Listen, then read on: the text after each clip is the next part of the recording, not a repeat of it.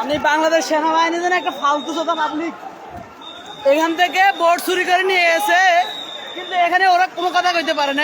শুধু শুধু এই মাদ্রাসার প্লাগানগুলো হেনস্থা করতেছে শুধু শুধু। মানে ওরা ভোট ব্যালট বাক্স চুরি করে নিয়ে গেছে, সব মাল ফালাই দেওয়ার নেই, হুদে হুদে মাদ্রাসার প্লাগানগুলো মার দিতেছে। আবার মামুন সাহেব হুজুর আইসা এখানে ওদের সাথে কথা বলতেছে সেনাবাহিনীর সাথে একদিকে, আর একদল সেনাবাহিনী আয় আমগুলো হুদাই মারতেছে, এমনিতেই মারতেছে। ভাই বলেন তো। আসসালামু আলাইকুম রহমতুল্লাহ। আমাদের এই যে বেঙ্গলি মিডিয়াম কলেজে বিএনপির কুত্তারা তারা ব্যালট বক্স চুরি করে নিয়ে আসে। আমরা এখানে এসেছি, সেনাবাহিনী পুলিশ সেনাবাহিনী কি করলো, তাদেরকে আমরা বেতন দিই, আমাদের টাকা বেতন খাইয়া উল্টা আমাদেরকে পিটাইতেছে লাঠি দিয়ে।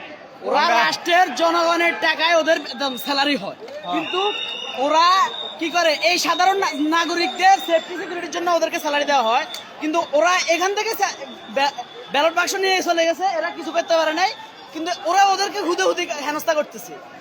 ওরা সুষ্ঠু একটা কথা বলতেছে, বিচার দিতেছে, ওই কথার আনসার না দিয়ে ওরা ওদেরকে মারতেছে।